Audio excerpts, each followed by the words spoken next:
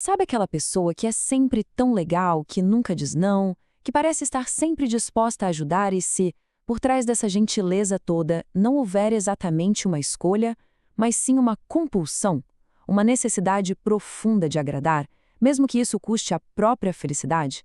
Hoje a gente vai mergulhar fundo nessa condição que alguns especialistas chamam de a doença de agradar. Essa pergunta vai direto ao ponto, né?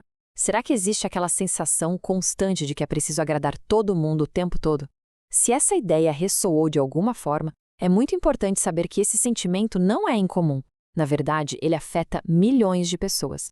Então, vamos entender melhor essa ideia. A psicóloga doutora Harriet Bryker, por exemplo, ela descreve essa compulsão de uma forma bem forte. Ela chama de doença ou de síndrome, justamente porque é um padrão de comportamento super difundido e que tem consequências bem reais para a saúde e para a felicidade de uma pessoa. Então, o ponto crucial é este. Não se trata só de ser uma pessoa gentil. É uma necessidade compulsiva que é alimentada pelo medo, um medo gigante de ser rejeitado, um pavor de qualquer tipo de conflito. E qual o resultado disso? A pessoa acaba se colocando em último lugar, sempre. E essa citação mostra muito bem a desconexão que pode rolar. Essa é a história da John. Na cabeça dela, ela era essa pessoa boa e compreensiva, mas a família via de um jeito bem diferente. Chegaram a apelidá-la de máquina de deverias ambulante. Ou seja, eles sentiam que a tal ajuda dela era, na verdade, uma forma de controle e até de julgamento. E aqui que a gente vê o peso da questão. Isso não é um traço de personalidade inofensivo, sabe? É um padrão de comportamento que contribui diretamente para problemas bem sérios de saúde mental e física. Porque vamos combinar, viver sob essa pressão constante de ter que agradar a Deus e o mundo é simplesmente exaustivo. Para a gente entender de onde vem essa compulsão por agradar, a gente precisa olhar para dentro. Precisa entender os padrões de pensamento que alimentam tudo isso. E aqui entra uma ideia bem curiosa chamada pensamento mágico. É uma lógica meio falha que muita gente carrega desde a infância. Aquela crença de que, se eu for bom o suficiente, eu estou protegido, nada de ruim vai me acontecer. Já o pensamento racional, ele faz o contrário. Ele transforma essas exigências super rígidas, tipo eu devo, em preferências mais flexíveis, como eu prefiro. Parece uma mudança pequena de palavra, mas na prática faz uma diferença enorme. A psicanalista Karen Horney deu um nome para isso, a tirania do dever. É como se a pessoa vivesse com um chefe carrasco dentro da própria cabeça, impondo regras internas. Eu devo sempre fazer o que esperam de mim. Eu nunca posso dizer não. Eu tenho que esconder o que eu sinto de negativo. É uma forma de escravidão mental. E essa busca sem fim para cumprir todos esses deveres, ela não leva à felicidade, não. Ela leva a um ciclo vicioso. Uma verdadeira dependência da validação que vem dos outros.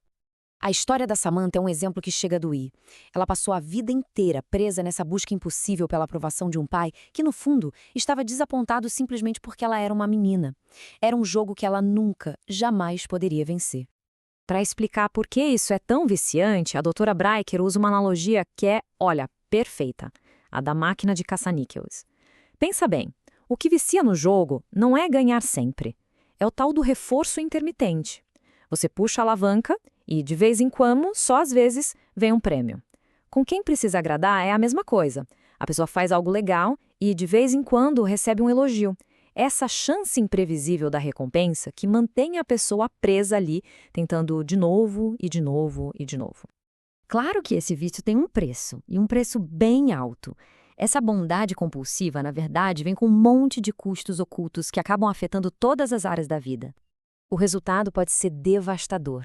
A gente está falando de estresse crônico que leva ao esgotamento total, o burnout, relacionamentos que ficam completamente desequilibrados, onde só uma pessoa se doa, a pessoa chega a perder a própria identidade, não sabe mais quem é, e por baixo de tudo isso vai crescendo um ressentimento silencioso, uma ansiedade, isso sem nem falar no impacto direto na saúde física. O caso da Sarah mostra bem o paradoxo de agradar. Ela se dedicou de corpo e alma à família, mas no dia em que ela ficou doente e precisou de ajuda, ninguém sabia como cuidar dela. Ela teve que entrar em greve, parar de fazer tudo para perceber que a sua dedicação excessiva não tinha gerado amor, e sim egoísmo e ingratidão. E tem também o risco do que a gente pode chamar de camaleão de relacionamentos. A pessoa se esforça tanto, mas tanto, para ser exatamente o que o parceiro quer, que ela acaba apagando a própria personalidade. Ela perde as próprias opiniões, as próprias paixões. E a ironia da história?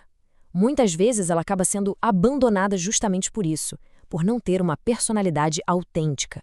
Mas olha, existe um caminho para a recuperação. A boa notícia é que esse padrão de comportamento pode sim ser quebrado. O foco todo passa a ser em desenvolver novas habilidades e principalmente uma nova mentalidade. O primeiro passo, e talvez o mais difícil de todos, é aprender a dizer não. Mas não é um não agressivo, não. É um não dito de forma clara, calma e eficaz. É uma habilidade que é fundamental para conseguir restabelecer os próprios limites. E a doutora Breiker oferece umas ferramentas bem práticas para isso. Por exemplo, a primeira é ganhar tempo. Em vez de soltar um sim automático, a pessoa pode dizer: deixa eu checar minha agenda e te retorno. Isso quebra o reflexo. Outra é a técnica do disco arranhado. Simplesmente repetir a recusa com calma se a outra pessoa insistir. Eu entendo, mas realmente não posso fazer isso. E por fim, se for o caso, oferecer uma contraproposta. Olha, não consigo fazer X, mas eu posso fazer Y. A cura definitiva, no entanto, vem de uma mudança de mentalidade.